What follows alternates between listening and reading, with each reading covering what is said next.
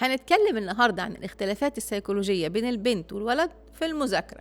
في فرق رهيب بينهم، كل واحد فيهم ليه طريقة في المذاكرة. طبعا مهم نعرف ان الكل قاعدة استثناء، وممكن يبقى مش كل ولد زي ما هقول النهاردة، مش كل بنت زي ما هقول النهاردة، لكن الحقيقة القاعدة هي الاختلافات اللي هقولها دي. اولا، الولد في المذاكرة بسبب طبيعته انه ما عندوش القدرة على التركيز لوقت طويل في عمل الحاجة، يعني ما ينفعش يقعد ساعة. بالنسبة له التركيز لمدة تلت ساعة ده وقت طويل جدا. علشان كده لما بيرجع من المدرسة ما بتبقاش عنده القدرة انه يذاكر دروسه مهما كانت المتطلبات كتيرة وعنده امتحانات. يعني ممكن يلعب، ممكن يلعب لان ده مش محتاجة تركيز، ده جسده بيتحرك، لكن تركيز الذهن عند الولد. وعلى فكرة انا بقول عند الولد دي سيكولوجية الرجل، هو كمان كده، هو واخد سيكولوجية الرجل، ما بيعرفش يركز وقت طويل، وهو مش هينفع يبقى مركز في المدرسة ويجي يكمل لك يومه مركز، لا مش بينفع يعمل كده. كمان ما بينفعش يقعد يركز ساعة، يعني يرجع من المدرسة عايز يستريح، ولما يستريح شوية حتى لو باللعب وهو كمان بيبتدي مذاكرة ما ينفعش يقعد ساعة يذاكر، ده ممكن يقعد تلت ساعة بالكتير وعايز يقوم يتحرك. هي كده طبيعة الولد كده. طيب الطبيعة التانية، بصفة عامة الرجل لا يبادر بالإصلاح إلا عند الفساد الكامل، يعني ما ينفعش يصلح الحاجة غير لما الحاجة تبوظ خالص. نفس الحكاية الولد، طبيعته فعلا إنه ما يذاكرش غير في الهزيع الرابع قبل النوم، يبتدي يفتكر إنه عنده مذاكرة فيبتدي يطلع يجري يقعد ويزنق نفسه.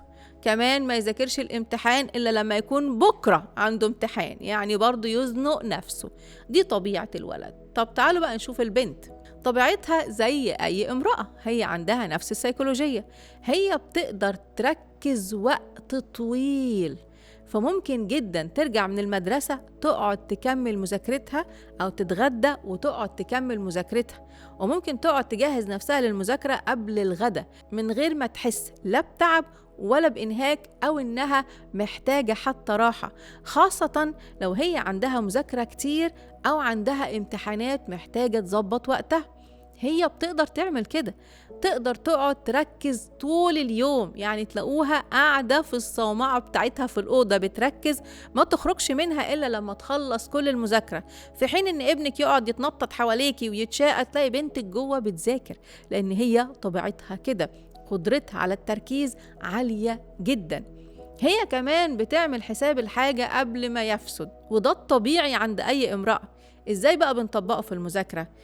يعني مثلا هي عارفة أنه عندها امتحانات في الوقت ده، تستعد قبلها بأسبوع علشان الحاجة ما تتراكمش عليها قبل الامتحان على طول، فتقول النهاردة هذاكر كذا وبكرة هذاكر كذا، النهاردة هذاكر الفصل الأولاني وبكرة هذاكر الفصل التاني علشان قبل الامتحان أبقى براجع. هي دي طريقتها، بتلحق الحاجة قبل ما تتزنق. ولو عندها واجبات كتير تبتدي تقول أنا هبتدي بالواجب ده وبعدين ده وبعدين ده. بتعرف تنظم كويس قوي الواجبات بتاعتها، وبتعرف تنظم كويس قوي وقت الامتحانات. ده الفرق بين البنت وبين الولد. طيب طريقة التعامل بقى الغلط، وغالبا بتبقى طريقة التعامل غلط مع الولد، لأن احنا مبسوطين ببنتنا اللي بتذاكر، خاصة لو كانت البنت هي البكرية، ويجي الولد نستغرب ايه ده أخته ما كانتش كده. فيحصل بقى هنا التعامل الغلط. أول حاجة المقارنة، أختك ما كانتش كده، أختك كانت بتذاكر، أو شايف أختك بتذاكر إزاي، أنت ليه مش زيها؟ ولو ما عندوش إخوات بنات بنبتدي نقارنه ببنت عمته، بنت خالته، ما إحنا لو بالذات كمان في نفس المرحلة، ما هي بنت عمتك بتذاكر طول اليوم، اشمعنى أنت؟ المقارنات دي مش صح، لأنها بتحسسه بالرفض، وإنه هو مش محبوب، وإنه أخته أو بنت خالته أو بنت عمته محبوبين أكتر. ده مش أفضل حاجة. يبقى دي أول حاجة. تاني حاجة استخدام الكلمات السلبية، مفيش فايدة فيك، مش حاسس خالص بالتعب اللي احنا بنتعبه علشان نوفر ليك مصاريف المدرسة والدروس و هنا بيحس انه عبء تقيل عليكم علشان خاطر هو مش بيذاكر وانتوا بتدفعوا فلوس قد كده. تالت حاجة من الاستخدامات الغلط، الضرب، كوسيلة للتعليم.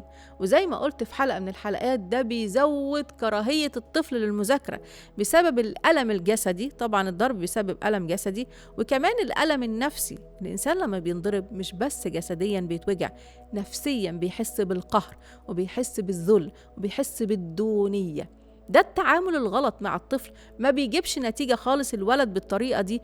بالعكس، ده ممكن يزداد عناد على أساس إن أنا مش هاممني وأنا مش فارق معايا، بس مش بيجيب النتيجة اللي أنت عايزاها. طب نتعامل إزاي بصورة صح مع الولد؟ أول حاجة، ما نقارنهمش ببعض، لكن نفهم كويس قوي إن هو مختلف. ولو قعد على فكرة يذاكر غصب عنه وبالإكراه علشان يتجنب العقاب، هيكون وقت مش مثمر أبدا. هتلاقوه قاعد وشارد ومش بيذاكر ومش مركز وعينه على الصفحة ومش بيركز. علشان كده مهم تقبلي طبيعة ابنك المختلفة، اتعاملي معاه بصبر شوية، اتجنبي الكلمات السلبية والضرب وكل الأمور السلبية اللي قلتها. في المذاكرة مع ابنك الولد، عودي نفسك مش مهم طول الوقت اللي بيذاكر فيه، لكن المهم المحصلة النهائية.